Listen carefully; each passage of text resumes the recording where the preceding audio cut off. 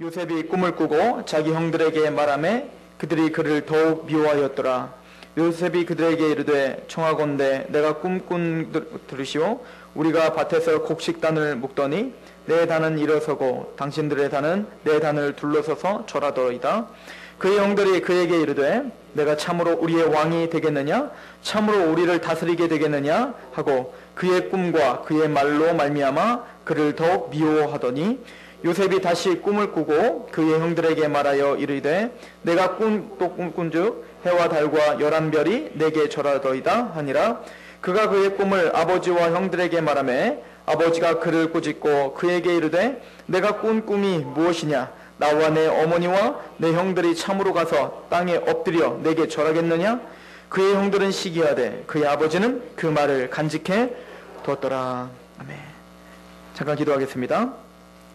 하나님 아버지, 꿈의 사람 요셉을 통하여 하나님이 주신 그 메시지를 또 우리가 들으려고 합니다.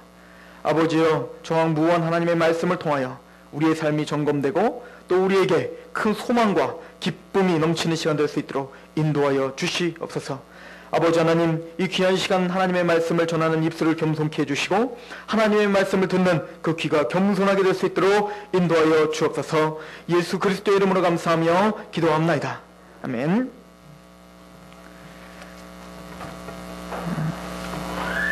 성경인물 시리즈를 하고 있습니다. 이제 요셉입니다. 아브라함을 통해서는 하나님의 약속, 또 그 약속받은 하나님의 사람을 어떻게 부르시고 어떻게 의롭다 하시는지, 그런 우리에게 성도들에게 있어서 굉장히 중요한 교리들을 아브라함을 통해서 우리는 배웁니다. 또한 이삭을 통해서는 그 약속이 행함이 아니라 즉 하나님의 선택하심에 의해서 이삭이 어떻게 또 그 유업을 받은 자가 어떠한 태도로 이 땅에서 살아가는지를 보았습니다. 그리고 이삭과 같은 또 아브라함과 같은 사람이 되기 위해서 하나님은 어떠한 인생 여정 가운데 어떻게 하나님은 아브라함답게 이삭답게 그리고 야곱을 이스라엘답게 만드시는지를 우린 야곱의 삶을 통해서 우리는 보게 됩니다. 그리고 요셉의 삶을 통해서는 그렇게 하나님의 백성들 선택받고 하나님의 약속을 받고 그렇게 구원함을 받은 하나님의 사람들, 유업을 받은 하나님의 사람들이 어떻게 이 세상 가운데 영향력을 끼치며 사는지를 우린 요셉을 통해서 보게 될 것입니다. 2시간을 통해서 우리가 볼 것이에요. 우리가 잘 알고 있는 대로 요셉은 꿈꾸는 사람이었습니다. 요셉은 오늘 본 것처럼 아마 야곱이 요셉을 굉장히 좋아했고 굉장히 사랑했습니다. 그럴 수밖에 없었던 게 원래 야곱이 그렇게 결혼하고 싶었던 사람은 라헬이었죠. 그런데 이제 그 장인어른의 그 술수에 말려들어 레아와 먼저 결혼을 하고 그리고 7년을 더 헌신한 다음에 이제 라헬을 7년 헌신할 걸 약속하고 라헬을 받아들였기 때문에 애지중지했습니다. 근데 그 라헬은 또 인태치를 잘 못했단 말이에요. 그런데 마지막으로 딱 낳은 게 누굽니까? 바로 요셉이었기 때문에 아마 그 야곱에게는 요셉을 굉장히 아꼈던 것 같습니다. 그런데 야곱이 조금 지혜롭지 못했던 것 같아요. 11명 중에 12명 중에 아니 11명 중에 그 요셉을 당연히 어떻게 해야 됩니까? 요셉과 똑같이 하되 마음으로는 조금 좋았을 텐데 너무 티를 냈어요. 그 요셉에게 그래서 우리로 말하면 이제 비단옷을 좀 입혀주고 꽃가신을 사오면 항상 요셉에게 주고 그렇게 하다 보니까 많은 형들에게 시기를 받았던 것 같습니다. 그래서 우리가 자녀를 키울 때 겉으로 너무 표현을 하면서 이렇게 차별되고 하면 안 된다. 뭐 이런 말씀을 우리가 보느려고 하는 것은 아닙니다. 오늘 말씀에는 사실은 요셉이 그렇게 하기까지 아마 믿음의 사람 이스라엘에게 야곱에게 있어서도 뭔가 하나님의 어떤 그런 뜻을 쫓아가는 요셉의 삶을 아마 많이 본 것 같아요. 그리고 야곱을 많이 닮으려고 했었던 것 같습니다. 그러니까 그렇게 좋아했겠죠. 그런데 하나님이 하루는 요셉에게 꿈을 꾸게 하십니다. 여러분들이 잘 아는 것처럼 형들의 곡식단이 자기의 곡식단에게 절을 하는 꿈을 꿨습니다. 요셉이 좀 지혜롭지 못하죠. 괜히 그거를 또 딱 얘기했다가 형들이 당연히 싫어하죠. 그죠? 근데 요셉은 또 그냥 그거를 이야기를 합니다. 근데 두 번째 또 꿈을 꿉니다. 해와 달과 11별들이 요셉에게 절하는 꿈을 꾸는 겁니다. 그걸 또 이야기를 했어요. 자, 여기는 이제 형들만 속해 있는 게 아니라 해와 달, 즉 해는 누구를 가리킵니까? 야곱, 달은 그 어머니를 가리킨단 말이야. 그러니까 모든 식구들 전체가 다 누구에게 절한다는 거예요? 자기에게 절을 한다는 거예요. 그래서 오늘 말씀해 보면 야곱도 좀 짜증이 났어요. 그래서 야곱도 그렇게 좋아했던 야곱도 10절에 이렇게 이야기를 합니다. 그가 그의 꿈을 아버지 형들에게 말하며 아버지가 그를 꾸짖고 그에게 이르되 내가 꾼 꿈이 무엇이냐? 나와 내 어머니와 네 형들이 참으로 가서 땅에 엎드려 내게 절하겠느냐? 해도 너무한 거 아니냐? 너무 그렇게 얘기하는 거 아니냐? 이렇게 이야기를 합니다. 그런데 형들은 11절에 그의 형들은 시기합니다. 그런데 야곱은 좀 다릅니다. 야곱은 어떻게 합니까? 그의 아버지는 그의 말을 간직해 두었더라. 이렇게 이야기했어요. 아무래도 요셉에게 주신 그 꿈을 야곱은 신뢰했던 것 같아요. 그만큼 야곱은 아마 요셉이 하나님의 인도하심에 따라서 살았던 것을 아마 많이 목격했을 거예요.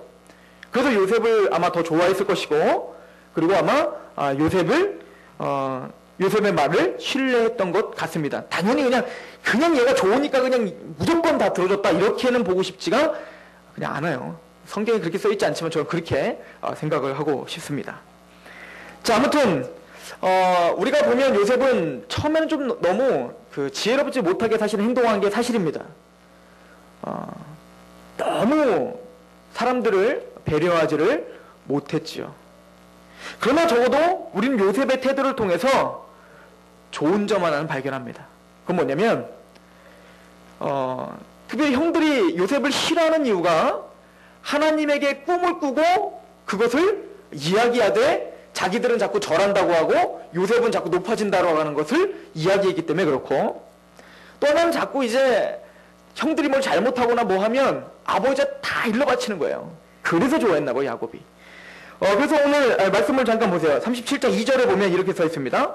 야곱의 족보는 이러하니라. 요셉이 17세에 소년으로서 그의 형들과 함께 양을 칠 때 그의 아버지 아내를 비라와 실로의 아들들과 더불어 함께 있었더니 그가 그들의 잘못을 아버지에게 다 말하던 충실한, 아버지에게 굉장히 충실한 아들이었던 것 같아요. 적어도 요셉은 거짓말은 못했던 것 같습니다. 정직했던 사람인 건 확실합니다. 불의를 보면 못 참았던 것 같아요. 그게 요셉의 어떤 강직한 성격을 좀 보여주고 있는 것 같습니다. 물론 이제 우리가 형들의 입장이 되면 아주 화가 나겠죠. 그러니까 요셉이 이렇게 형들한테 미움을 당한 거겠지만, 더 나아가서 이거는 아버지에 대해서 정직했지만 정직한 것으로 끝나는 것이 아니라 더 나아가서 요셉은 하나님께 대해서 정직했던 사람입니다. 하나님이 주신 말씀에 대해서는 가감없이 전파하고 있었던 사람이라는 것에 대해서는 형들을 두려워하지 않았다는 것에 대해서는 우리가 높이 살만합니다. 아마 요셉이 사람들의 눈치를 보고 사람을 두려워하는 사람이었다면 감히 형들한테, 자기를 싫어하고 있는 형들한테 감히 그렇게 하나님의 말씀을 그대로 선포할 수는 없었을 거예요. 그럼에도 불구하고 그 지혜롭지 못한 태도는 조금 아쉽긴 하지만, 하여튼 요셉은 하나님의 말씀을 과감없이 전파하는 사람입니다. 이것은 사실은 우리 요셉뿐만 아니라 우리에게도 있어야 될 덕목인 것을 믿으시기 바랍니다. 갈라디아서 1장 10절에는 이제 내가 사람들에게 좋게 하랴, 하나님에게 좋게 하랴, 사람들에게 기쁨을 구하랴. 내가 지금까지 사람들의 기쁨을 구하였다면 그리스도의 종이 아니니라. 우리는 하나님을 두려워하는 자지 사람을 두려워하는 자가 아닙니다. 사도 바울은 내가 만약에 사람을 두려워하며 사역을 했다면 나는 사람의 종이지 하나님의 종이 아니다라고 선포하는 것에 대해서 우린 귀 기울여야 됩니다. 우리 얼마나 많은 분 사람을 두려워함으로 하나님의 말씀대로 살아가는 것을 숨기려고 하는지요. 하나님의 말씀을 전파하는 것을 얼마나 많이 나 스스로가 제한하려고 하는지요. 우리는 요셉의 삶을 통해서 적어도 그 본은 따라야 됩니다. 요셉은 사람을 두려워하지 않았습니다. 하나님이 주신 그대로 전파하는데 거리낌이 없었던 요셉을 우리는 볼 수 있습니다. 잠언서 29장 25절에는 사람을 두려워하면 옥무에 걸리게 되거니와 여호와를 의지하는 자는 안전하리라. 물론 지금 사람을 두려워하지 않고 요셉이 말씀을 전파하니까 어떻게 됐어요? 그 말씀을 전파한 하나님을 두려워하는 마음으로 말씀을 전파한 그것 때문에 사실은 요셉은 힘든 삶을 살기 시작합니다.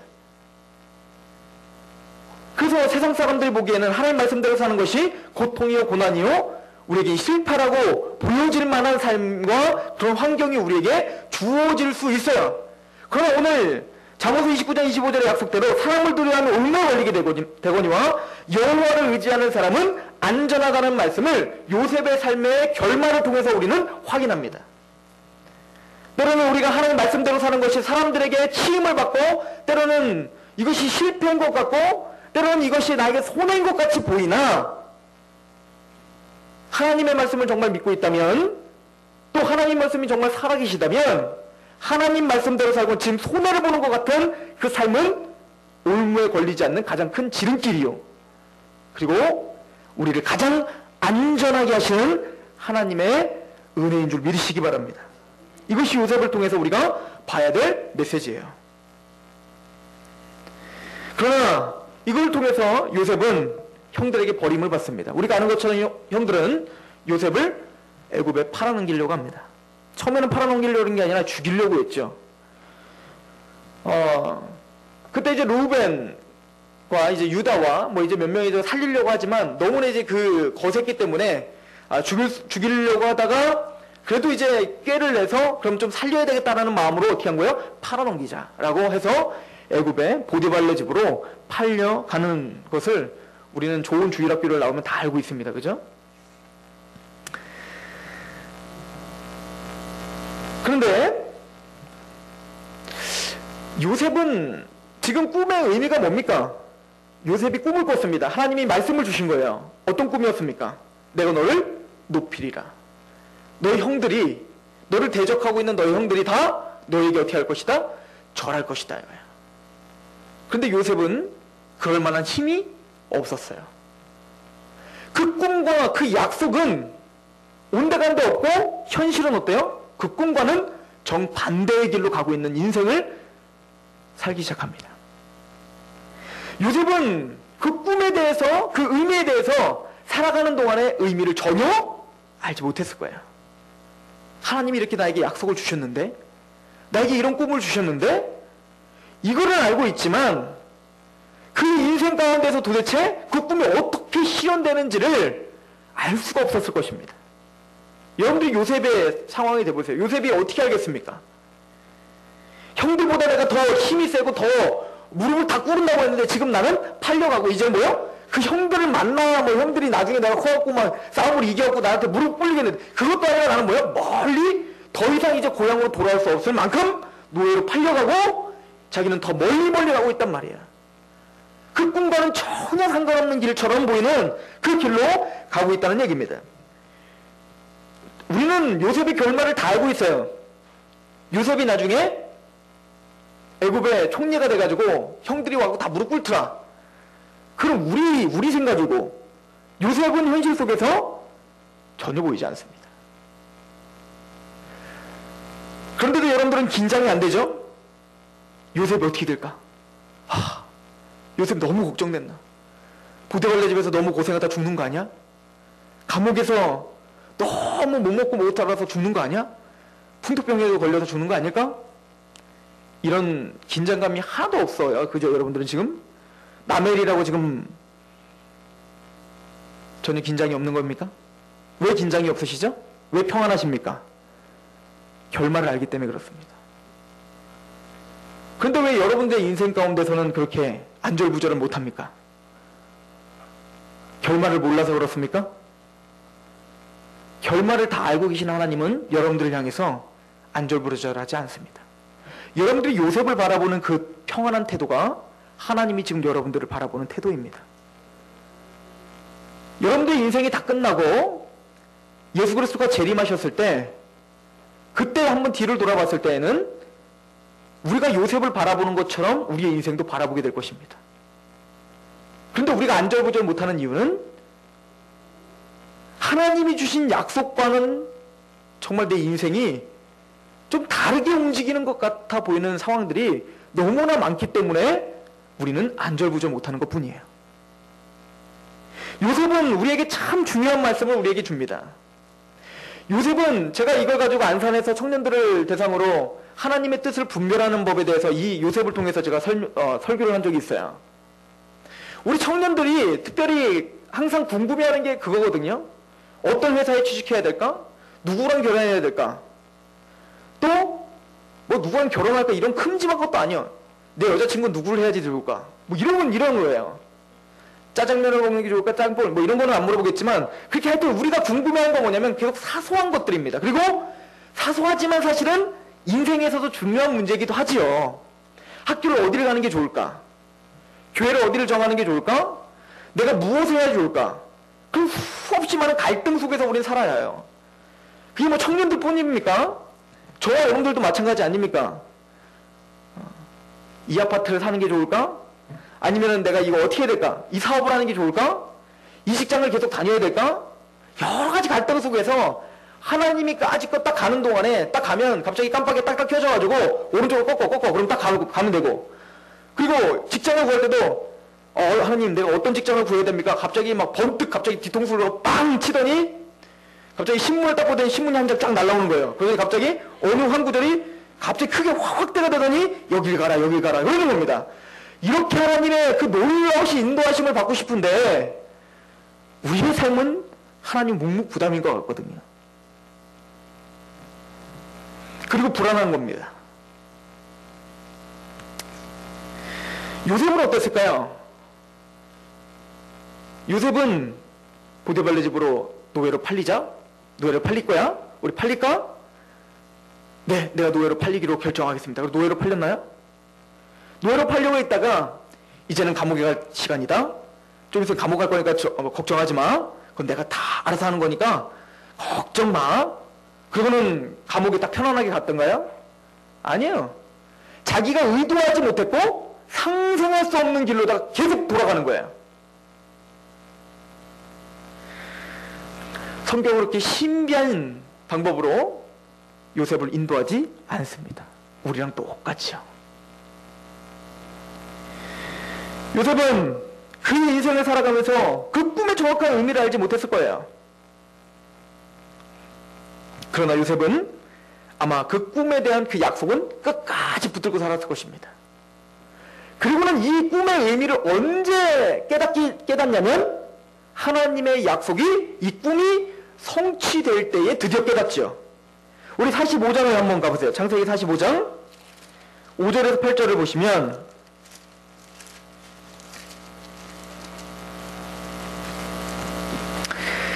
당신들이 나를 이곳에 팔았다고 해서 근심하지 마소서, 한탄하지도 마소서. 하나님이 생명을 구원하시려고 나를 당신들보다 먼저 보내셨나이다. 이 땅에 이 2년 동안 흉년이 들었으나 아직은 5년은 밭가리도 못하고 추소도 못할지라. 하나님이 큰 구원으로 당신들의 생명을 보존하고 당신들의 후손을 세상에 두시려고 나를 당신들보다 먼저 보내셨나니 그런즉 나를 이리로 보낸 이는 당신들이 아니요 하나님이시라. 하나님이 나를 바로에게 아버지로 삼으시고 그 온 집의 주로 삼으시며 애굽 온 땅의 통치자로 삼으셨다. 이 고백을 하면서 아마 요셉은 깨달았을 거예요. 이거구나. 형들이 지금 다 누구에게 와서 지금 절하고 있었어요? 요셉에게 와서 절해요. 요셉을 통해서 요셉의 통치 아래서 뭡니까? 삶과 생명을 누리는 걸 보면서 요셉은 그때 깨달은 걸 겁니다. 이거였구나.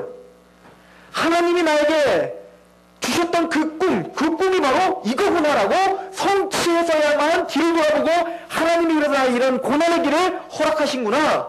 그때서야 박수를 치고 아마 무릎을 치고 하나님 앞에 감격스러운 눈물을 흘렸을 것입니다. 이 전까지는 뭡니까? 요셉은 그 꿈의 의미를 모르고 희미하게 그냥 따라가고 있었습니다. 때로는 우리도 마찬가지입니다. 우리도 지금 하나님이 순간순간 걸어가는 그 길을 방향을 보여주는 것 같진 않고 또 하나님이 우리에게 주신 꿈과 그 약속에 대해서 다른 길로 가는 것 같이 보이는 우리 인생 가운데지만 우리의 드라마는 이미 짜여져 있습니다. 하나님은 이미 우리에게 주신 큰 약속이 있어요. 큰 약속을 이미 이루고자 지금 움직이고 계시다는 얘기예요. 그러면 요셉이 갖고 있었던 그 꿈은 큰 꿈은 하나님이 주신 그 약속이었습니다. 그러면 여러분들을 지금 움직이게 하는 여러분들이 지금 가고 있는 방향의 큰 꿈은 무엇입니까? 하나님의 성경을 통해서 여러분들에게 주신 약속은 뭡니까? 큰 약속이 뭐냐는 거예요. 여러분들 왕같은 제사장입니다. 복의 근원입니다. 여러분들 그리스도의 편지요, 그리스도의 향기라고 선포하십니다. 여러분들의 복에 복을 더하시고 여러분들의 지경을 넓히시겠다고 하셨습니다. 여러분들 복의 통로입니다. 여러분들이 가는 곳마다 예수 그리스도의 복음이 전파될 것이고 여러분들이 가는 곳마다 하나님의 복이 임하게 될 것입니다. 이것이 성경에서 우리에게 명확하게 주는 메시지의 약속입니다. 여러분들은 그 소망과 그 꿈을 꾸셔야 됩니다. 요셉이 모든 형들이 자기에게 무릎을 꿇을 것이다 라고 하는 것은 단순히 내가 높아진다, 내가 부자가 된다, 내가 뭔가 권력을 잡는다의 꿈이 아니에요. 나를 통해서 하나님의 구원이 이루어진다는 거예요. 나를 통해서 이스라엘 백성들이 구원을 받는다는 메시지입니다. 하나님은 여러분들을 어떤 자리로 인도할지 모르겠지만, 어떤 상황으로 여러분들 몰아가실지 모르겠지만, 아무튼 결론적으로 하나님은 우리 구원받은 성도들에게 약속하는 것은 여러분을 통하여 아직 구원받지 못한 이스라엘 백성들을 구원시키는 일에 여러분들을 반드시 사용하실 거예요. 여러분들 사명자입니다. 여러분들 소명자입니다.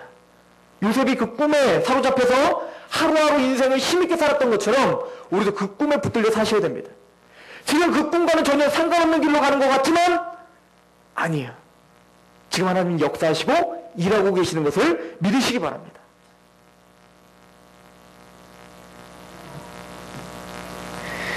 우리는 때로는 이렇게 착각을 합니다. 요셉은 안 힘들었다고 생각해요. 남의 일이니까 그렇죠.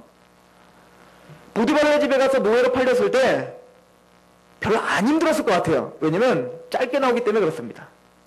형통했더라. 이 말이 나오거든요. 보디발의 집에 팔렸는데 하나님이 은혜를 주셔서 형통케 하시더라. 감옥에 가도 뭐라고 써있냐면 은혜를 주셔서 하나님이 형통케 하셨더라. 이렇게 써있거든요. 하나님 형통케 하셨으니까 편안하게 하셨겠네. 아닙니다. 이 얘기랑 똑같아요. 여러분들 길 가고 있는데 여러분들 정말 멀쩡한 여러분들이 길을 가고 있는데 어디에 돌불에 걸려서 넘어졌어요. 이빨이 다 나갔단 말이에요. 이빨이 싹 다 나간 거예요. 그런데 하나님이 틀니를 끼웠는데 딱 맞게 형통케 하셨더라. 기분 좋으십니까? 지금 요셉이 사실 그런 상황이에요. 평안한 삶을 살고 있던 요셉을 노예로 팔아버렸어요. 감옥에 갔단 말이에요. 그런데 거기서 인정받게 좀 형통케 하셨다고요. 여러분들의 상황이라면 마음 평안하시겠습니까? 힘들지 않겠어요? 성경에서는 요셉이 굉장히 힘들었다라고 성경은 쓰여져 있습니다. 한번 볼까요? 시편 105편입니다. 시편 105편입니다.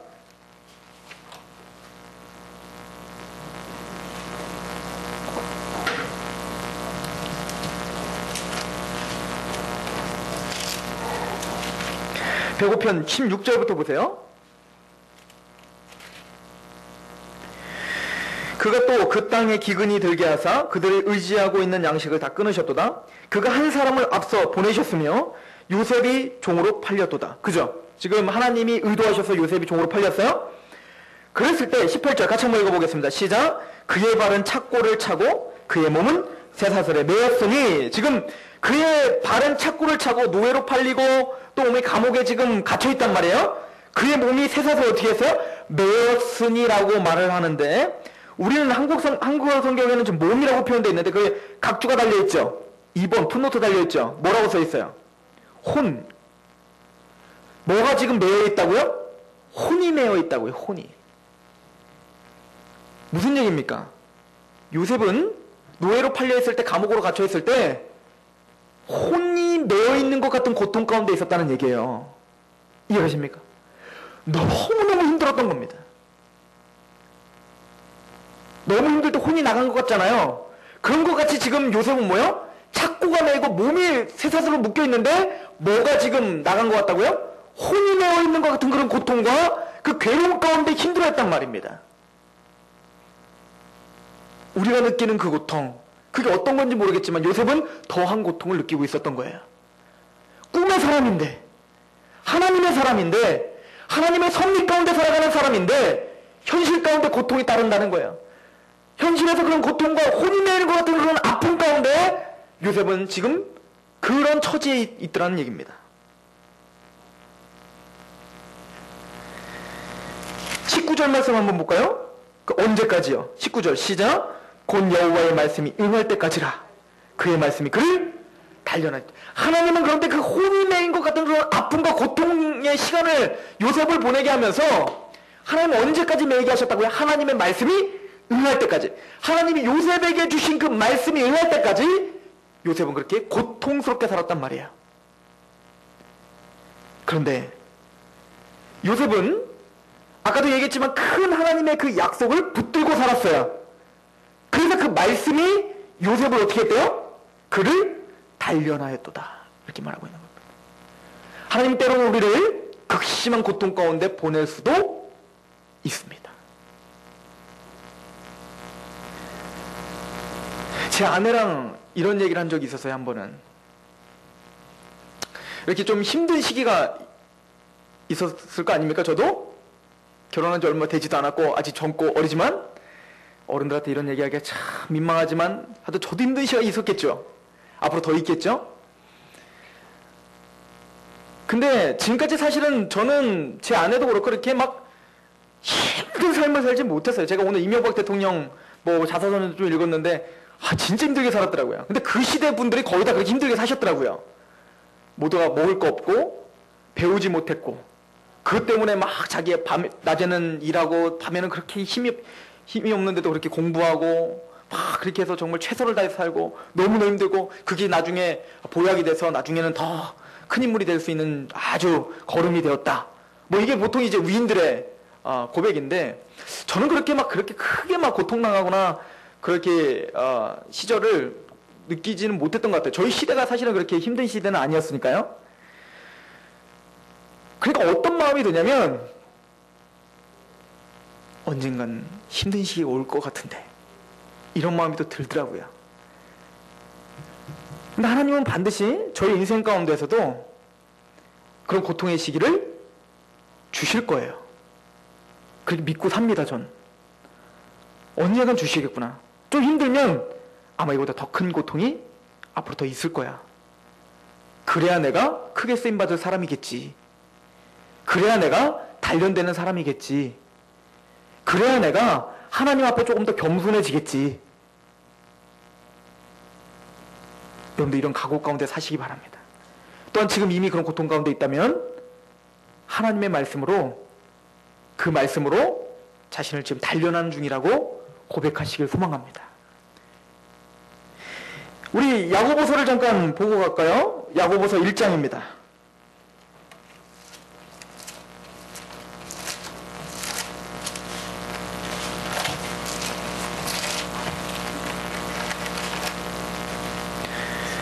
야고보서 1장 2절 3절입니다. 같이 한번 읽어봅니다. 시작. 내 형제들아 너희가 여러가지 시험을 당하거든 온전히 기쁘게 여기라. 이는 너희의 믿음의 시련이 인내를 만들어내는 줄을 너희가 알미니라. 그 시련은 인내를 만들어냅니다. 하나님의 말씀을 붙들을 수 있는 인내를 만들어낸다는 거예요. 하나님의 사람은 그 고통 가운데 하나님의 말씀을 저버리지 않습니다. 그 말씀이 그 사람을 더욱더 단련시키고 인내함을 만듭니다. 그 신앙을 단단하게 만든다는 거예요. 그래서 결론을 그 시련을 어떻게 만든다고 4절에 시작. 인내를 온전히 이루라. 이는 너희로 온전하고 구비하여 조금도 부족함이 없게 하려 함이라. 믿으십니까? 하나님은 우리의 고통을 쓰시는 거예요. 때로는 또 고통이 은혜일 때가 있어요. 제가 얼마 전까지 좀 경각심 가운데 살았어요. 왜냐면 제가 이제 방사선 치료 1, 2차까지 다 받고도 정신을 못 차리는 겁니다. 제가 대충 사는 거예요. 또 먹을 것도 그냥 대충 먹게 되고 잠도 그냥 대충 자고 그러면 안 되지 이러면서도 계속 그러는 거예요. 그러니까 제 아내는 계속 저만 보면 어떻게 하냐면 짜증이 나는 거죠. 자라고. 근데 저는 안 자거든요. 그럼 짜증내다가 마음대로 하세요. 그리고 이제 막 포기해. 그렇게 맨날 이렇게 투덜대다가 저도 갑자기 고통이 따라오기 시작했습니다. 얼굴에 갑자기 뭐가 자꾸 나요. 조금만 덜 자면 계속 뭐가 나요. 가렵고 따갑고 미치겠는 거예요. 그러니까 이제는 어떻게 돼요? 거울 보고 나는 것 같다 느낌이 나거든요. 막 간질간질하고 뭐 이게. 그럼 바로 어떻게 하면 바로 무릎 꿇고 자는 거예요. 제 아내가 좋아하더라고요. 때로는 고통이 사람을 좀 발 빠르고 경각심 있게 만들어요. 게을러지지 않더라고요. 때로는 하나님이 하나님의 말씀대로 우리를 인도하실 때에 고통은 우리에게 약이 될 수도 있습니다. 교만한 자를 겸손케 하시고 또 자만한 자를 하나님을 의지하게 만듭니다. 하나님은 그 고통을 하나님은 하나도 우리에게 헛되게 보내는 시간이 없는 줄 믿으시기 바랍니다. 그것이 요셉을 통해서 우리가 배울 점이에요. 그런데 요셉은 하나님의 약속을 붙들고 이 세상을 현실을 살아가는데 어떻게 살았느냐가 중요해요. 믿음 있는 사람이, 약속이 있는 사람이 이 땅에서 살아갈 동안에 어떻게 하나님 앞에 살아가는지가 우리에게 너무나 중요하다는 얘기입니다. 요셉은 노예의 신분이었고 감옥에 갇히는 신분이었지만 하나님의 약속을, 그 꿈을 꾸는 자의 태도는 바로 최선을 다하는 삶을 삽니다. 내가 할 수 있는 최선을 다하는 거예요. 이걸 할까 저걸 할까 그 고민 물론 중요합니다만 지금 나에게 처해 있는 데에서 정말 최선을 다하는 삶이 꿈꾸는 자의 삶이에요. 꿈꾸는 자는 단순히 미래를 생각하고 이렇게 했으면 좋겠는데 거기에만 매여 사는 게 아니라 그 꿈은 뭐라고요? 약속을 붙들어야 된다니까요. 나를 하나님 크게 쓰실 거야. 왕같은 제사장이야. 나를 하나님의 그리스도의 향교 편지처럼 사용하실 거야. 그렇다고 해서 그것만 내어가지고 내가 그러니까 앞으로 어떻게 될 거야. 그것만 생각하고 오늘 현실 내가 해야 될 건 다 잊어버리는 삶이 아니란 얘기예요. 이해하십니까? 예를 들어 창근이가 난 하나님이 쓰신다고 했으니까 난 앞으로 크게 될 거야. 그리고는 뭐요? 기도만 하면 되지 뭐가 아니야. 공부를 해야 돼요. 그럼 내가 해야 될 일을 최선을 다했던 게 바로 요셉이었다는 얘기입니다. 그래서 요셉은 가는 때마다 어떻게 했어요?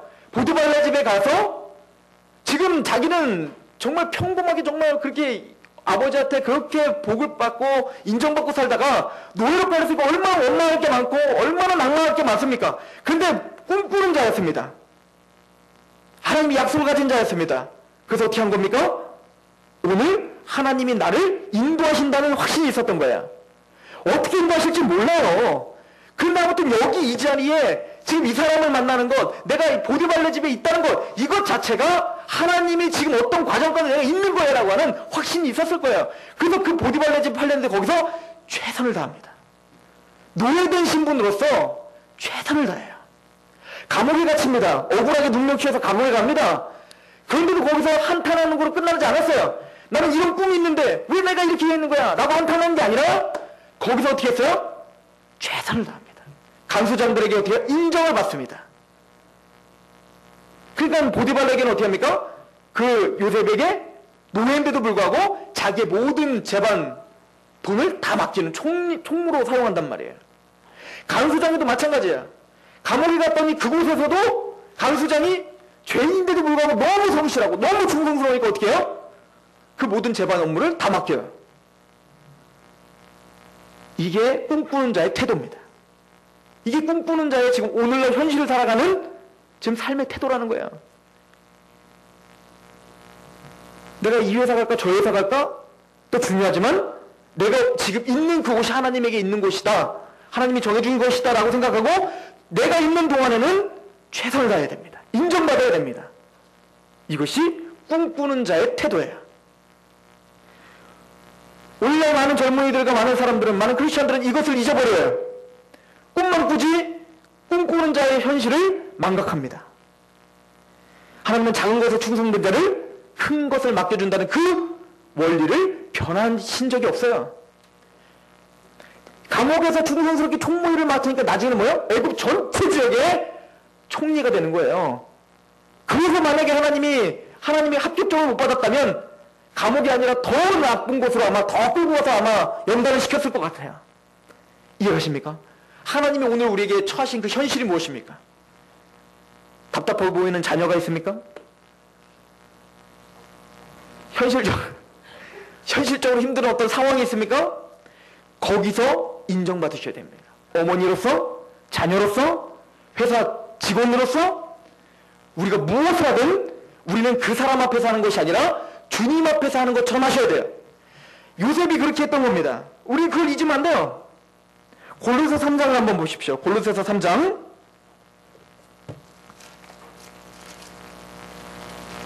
23절입니다.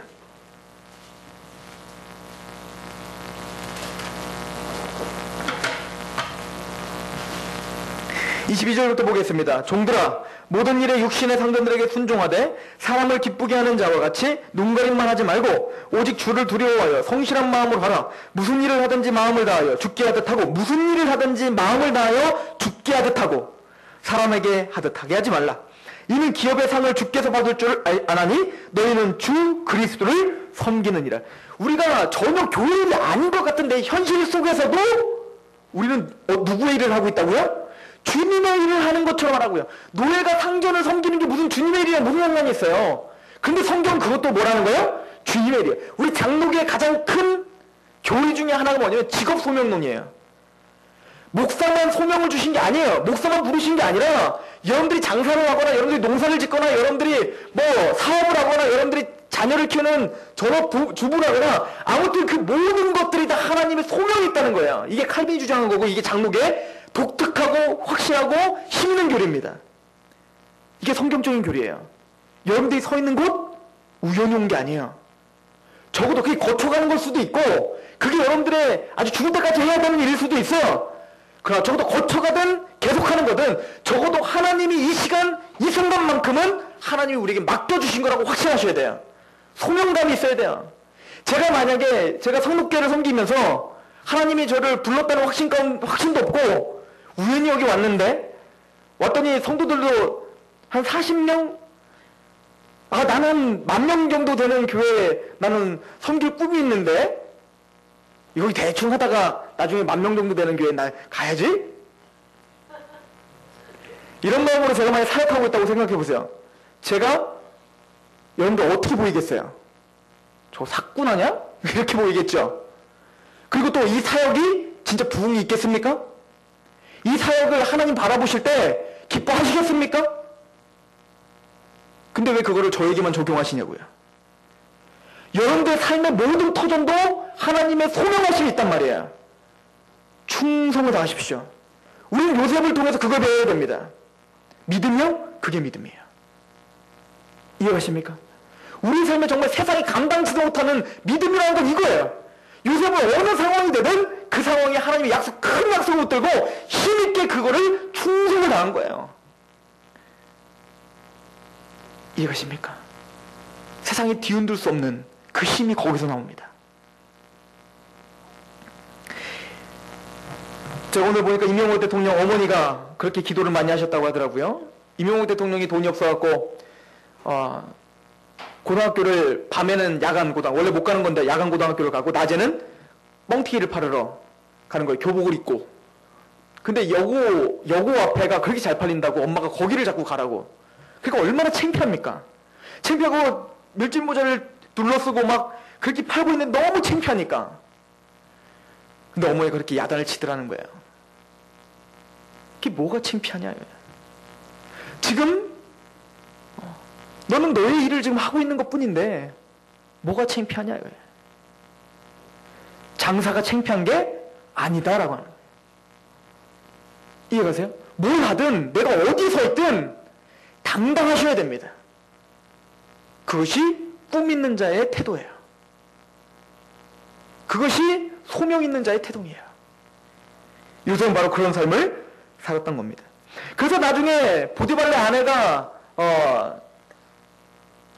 유혹할 때, 사실은 보디발의 아내한테 유혹 잠깐 넘어가면 얼마나 그 보디발의 아내가 잘해주겠어요? 뒷돈도 주고, 그죠? 굉장히 잘해주겠죠. 어떻게 보면 굉장히 큰 유혹일 수 있습니다, 요셉에게. 그럼 요셉이 그 유혹을 이길 수 있었던 이유가 뭡니까? 바로 하나님을 의식하는 삶을 살았기 때문에 그렇습니다. 우리 창세기 한번 가보십시오. 39장 보세요. 창세기 39장.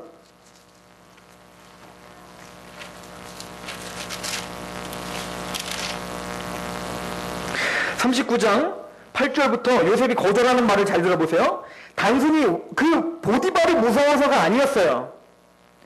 요셉이 거절하며 자기 주인의 아내에게 이르되 내 주인이 집안의 모든 소유를 간섭하지 아니하고 다 내 손에 위탁하였으니 이 집에는 나보다 큰 이가 없으며 주인이 아무것도 내게 금하지 아니하였어도 금한 것은 당신뿐이니 당신은 그의 아내임이라. 그런즉 내가 어찌 그 큰 악을 행하여 누구 앞에 죄를 지으리까? 하나님 앞에 죄를 지으리까? 지금 보디발 때문에 보디발을 의식하면서 하는 게 아니에요. 지금 누구 의식한 겁니까? 하나님을 의식한 거예요. 여러분들이 어디에 서 있든 무엇을 하든 하나님을 의식하길 소망합니다. 이것이 큰 언약에 붙들림 받은 하나님의 사람들의 특징이 됩니다. 이런 사람들은 반드시 영향력을 미치게 되어 있습니다. 그래서 하나님은 요셉을 통해서 영향력을 끼치게 되는데, 하나님은 창세기 12장에 아브라함에게 이렇게 약속합니다. 내가 너에게 복을 주겠다. 본토 친척 아비집을 떠나라. 그럼 내가 너에게 복을 주고 어떻게 한다는 거예요? 너를 복의 근원으로 삼겠다. 이렇게 표현하고 있어요. 복의 근원이 뭐라고요? 이제 아브라함이 복을 받을 뿐만 아니라 아브라함이 거는 곳마다 누가 복을 주실 거예요? 아브라함을 통하여서 복의 통로로 사용될 거예요. 그게 누구 약속이냐? 바로 저와 여러분들을 향한 약속이에요. 믿으십니까? 왜냐하면 예수 그리스도를 믿는 우리들은 뭡니까? 예수 그리스도와 합하여 세례를 받은 우리들은 다 아브라함의 후손이요 동일하게 유업을 받을 자라고 갈라디아서에 말하기 때문에 그렇습니다. 그런데 아브라함의 후손인 요셉, 그 약속을 성취함을 받겠죠. 요셉에게 그 약속이 당연히 적용이 되겠죠. 그래서 아브라함에게 약속한 것처럼 진짜 복의 근원으로서의 요셉이 삽니까? 삽니다. 어떻게 삽니까? 한번 보십시오. 우리 창세기 39장을 한번 보세요. 39장 5절을 한번 읽어보겠습니다. 시작.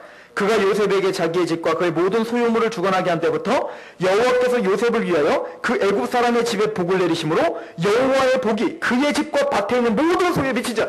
요셉 때문에 어떻게 됐어요? 요셉으로 인하여 하나님이 보디발의 집에 지금 뭘 부어주고 있어요? 복을 부어주고 있다고요. 하나님은 반드시 여러분들을 복을 주십니다. 그걸 끝나는 게 아니에요. 여러분들을 통하여 여러분들이 있는 그곳이 복을 받게 될 것입니다. 이게 하나님이 우리에게 주신 약속입니다. 이걸 믿으십시오. 여러분들의 가정이 여러분들 통해서 복을 받을 거예요. 여러분들이 제대로 된 믿음이 있다면 하나님 반드시 여러분들을 복의 근원으로 사용하십니다. 더 나아가서 요셉을 통해 전 이스라엘이 복을 받았습니다. 나중엔 전 애굽이 복을 받았어요. 세상까지도 그 요셉의 덕택을 본 거예요. 여러분들이 하나님의 백성으로 그 약속을 붙잡은 자로서 요셉처럼 형통한 복을 받기를 원합니다. 더 나아가서 여러분들이 가는 곳마다 영향력을 끼치는 하나님의 사람이 되길 원합니다. 창근이가 그렇게 되기를 소망합니다. 아멘 해야 돼.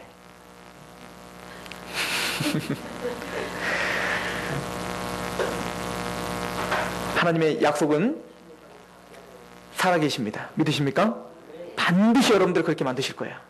때로는 그 약속과 다른 삶이 우리에게 펼쳐진다 하더라도 당황하지 마십시오. 놀라지 마십시오. 여러분들 단련시키고 있는 중이십니다.